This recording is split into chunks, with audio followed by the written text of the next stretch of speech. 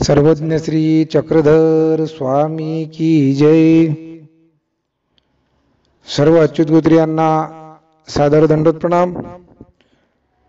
आचार्य श्री भास्कर भट्ट बोरीकर प्रतिष्ठान या YouTube channel मध्ये आपले सहर्ष स्वागत आहे। बंधूंनो, आज आपण ज्या विषयावर चिंतन करणार आहोत, ज्या लीळेचे चिंतन करणार आहोत, ते अतिशय महत्त्वपूर्ण आहे। आणि हा जो प्रसंग आहे, ही जी लीळा आहे, ही प्रतिष्ठान नगरी येथे घडलेली आहे। प्रतिष्ठान म्हणजे आजचे श्री क्षेत्र पैठण। पैठण हे ठिकाण अतिशय महत्त्वपूर्ण आहे।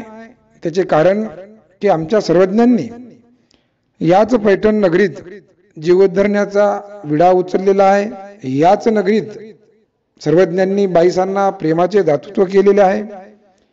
आणि अशा अनेक महत्त्वपूर्ण लीळा, महत्त्वपूर्ण प्रसंग, महत्त्वपूर्ण असे सूत्र, अनेक दृष्टांत या पैठण नगरीत भगवंतांनी प्रसंगानुरूप भक्तजनांना निरूपण केलेले आहे। आणि अशा विविध अंगाने, विविध दृष्टिकोनातून समृद्ध आणि संपन्न असलेली ही प्रतिष्ठान नगरी, आणि याच ठिकाणी हा प्रसंग, ही लीळा घडलेली आहे, ती आपण पाहणार आहोत। सर्वज्ञ श्री जगदर प्रभूंचं वास्तव्य या नगरीत असताना या नगरीतील दोन श्रद्धा संपन्न भाविक स्त्रिया भगवंतांच्या दर्शनाला येत असत। आणि त्यांचा हा क्रम, त्या स्त्रियांच्या दर्शनाला येण्याचा हा प्रतिदिनीचा असतो। एके दिवशी त्या स्त्रियांना संध्याकाळी स्वप्न पडते। म्हणजे स्वप्न काय पडते, तर एक व्यक्ती स्वप्नात येते, आणि स्वप्नात आल्यानंतर ती व्यक्ती त्यांना म्हणते की मी पूर्वील जन्मी मी असा असा होतो, या देहात होतो, आणि त्या जन्मात माझ्याकडून असे काही पापरूप कर्म घडलेले आहेत, असे काही अनिष्टरूप कर्म घडलेले आहेत, व त्या पापरूप कर्मामुळे मी आता प्रस्तुत काळी बैलाच्या जन्माला आलेलो आहे। आणि सध्या मी अमक्या अमक्या मंदिरासमोरील बाजूला एक खड्डा आहे, आणि त्या खड्ड्यात मी पडलेलो आहे। माझी अवस्था बिकट आहे, म्हणजे अत्यंत वेदनादायी अवस्था आहे। मी दुःखी आहे, आणि मी मृत्यूची वाट पाहत आहे, पण मला मृत्यूही लवकर येत नाही। इतकी अत्यंत वेदनादायी पीडा, दुःखाने मी ग्रसित आहे। आणि यातून मला मुक्त होण्यासाठी तुम्ही गोसाव्यांच्या एका दर्शनाचे पुण्य द्या। म्हणजे ते स्वप्नामध्ये ती व्यक्ती त्या स्त्रियांना हे बोलत आहे, हे सांगत आहे की तुम्ही जे सर्वज्ञांच्या दर्शनाला जात असतात, तर त्या पैकी मला एका दिवसाचं किंवा एका दर्शनाचं पुण्य सर्वज्ञाच्या मला द्या। कारण की त्या दर्शनाने माझी या बैलत्वापासून म्हणजे मुक्तता होईल, या दुःखातून मी मुक्त होईल। अशा रीतीने त्या स्त्रीला स्वप्न पडले।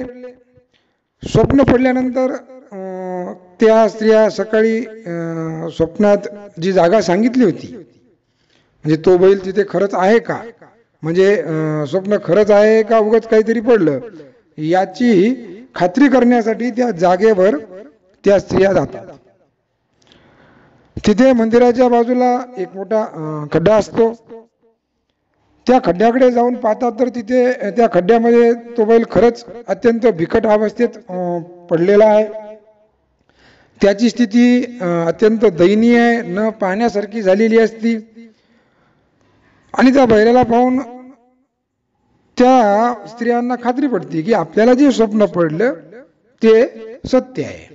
म्हणजे आता एक संदेह त्या स्त्रियांचा मिटला की आपल्याला जे स्वप्न पडलं ते उगाच काहीतरी होतं का, वास्तविक ते स्वप्न खरंच होतं, म्हणजे स्वप्न ते खरं होतं। आता त्यांना म्हणजे एक विषय मिटला।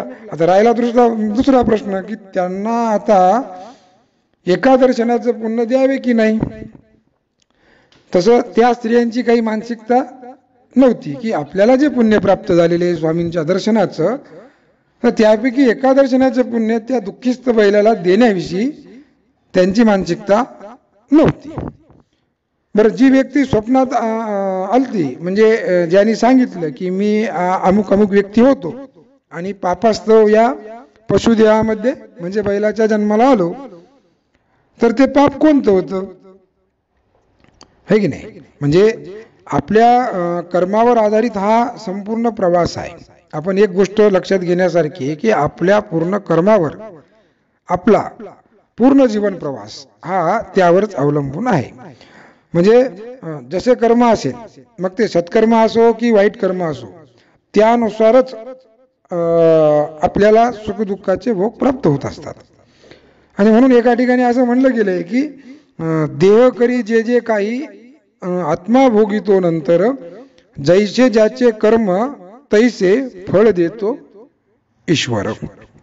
म्हणून आपण जीवन जगत असताना जास्तीत जास्त सत्कर्माचे आचरण करायला पाहिजे. तत्वज्ञानामध्ये जे काही 84 लक्ष योनीचा फेरा सांगितलेला आहे, तर हा जीव आपल्या कर्माने या नरकिनीमध्ये दुःखरूप देहामध्ये हा जात असतो. त्या स्त्रियांच्या स्वप्नात जो मनुष्य आलता त्याने अनेकाचे ऋण घेतले, म्हणजे उधार पैसे घेतले. अनेक प्रकारचे ऋण असतात, मग ते पैशाच्या स्वरूपात असतात, वस्तूच्या स्वरूपात असतात, अजून अनेकही कोणत्याही स्वरूपाचे का असणार, ते आपण ऋण आपले घेतलेले परत करायला पाहिजे. त्या स्वप्नातील मनुष्याने अनेक जणांचे ऋण घेतले पण कोणाची ऋण परत केली नाही आणि त्यामुळे तो या बैलाच्या देहात जन्माला आला आणि त्या लोकांचे ऋण या देहात तो कष्टाच्या रूपात फेडत होता, चुकत होता. आणि म्हणून आपण कोणाच्याही ऋणात राहू नये, कारण की ते ऋण चुकवण्यासाठी आपल्याला या देहात जावे लागेल. तत्वज्ञानामध्ये स्पष्ट सांगितलेले आहे की ऋण, वैर आणि हिंसा न चुके. म्हणजे तुम्ही कोणाचे ऋण घेतलेले असेल, तुमच्या मनात कोणाविषयी वैरभाव असेल किंवा तुमच्या हातून कोणाची हिंसा घडलेली असेल, तर या तिन्ही दोषाचा हिशोब तुम्हाला द्यावाच लागणार आहे, तो चुकणार नाही. आणि म्हणून आपण ऋण, वैर आणि हिंसा हे दोष काळजीपूर्वक आपण हे टाळायला पाहिजेत. असो, आपण आपली जी लीळा सुरू आहे त्या लीळेकडे आपण वळूयात. मग त्या स्त्रियांनी त्या बैलाची स्थिती पाहिली. काही वेळेनंतर त्या सर्वज्ञाच्या दर्शनासाठी येतात. आल्यानंतर श्रीचरणा लागतात आणि मग गोसाव्यांचा पूजाअवसर संपन्न होतो.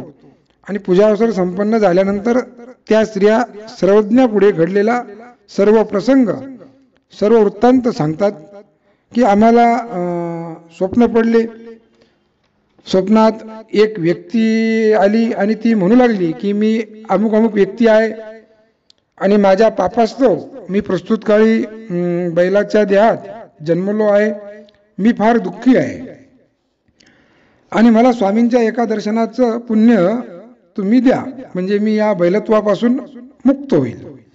दुसऱ्या दिवशी सकाळी उठल्यावर त्या जागेवर जाऊन पाहिलं तर खरंच तिथे बैल होता आणि तो अत्यंत दयनीय स्थितीत होता.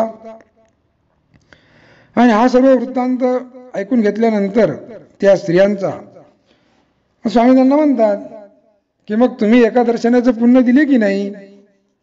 त्या स्त्रिया म्हणतात की आम्ही दिले नाही. मग भगवंत विचारतात का दिले नाही? त्यावर त्या म्हणतात की आमचे पुण्य कमी होईल ना, म्हणून आम्ही दिले नाही.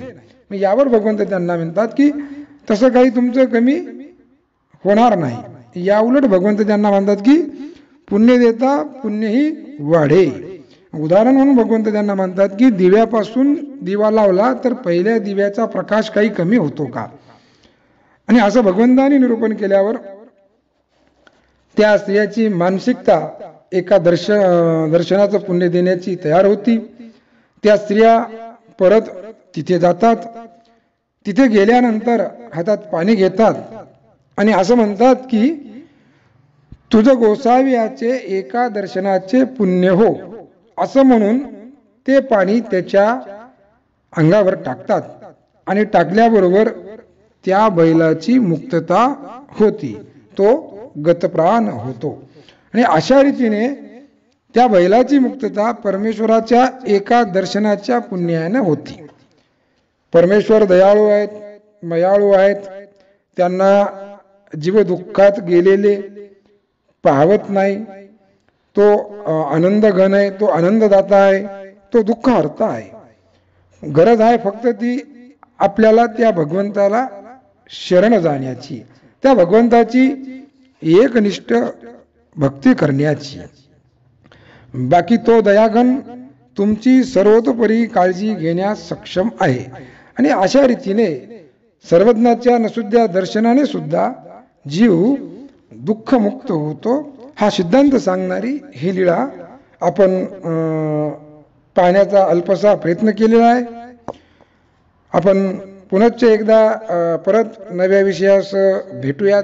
तोपर्यंत साठी आपल्या सर्वांना दंडवत प्रणाम. सर्वज्ञ श्री चक्रधर स्वामी की जय.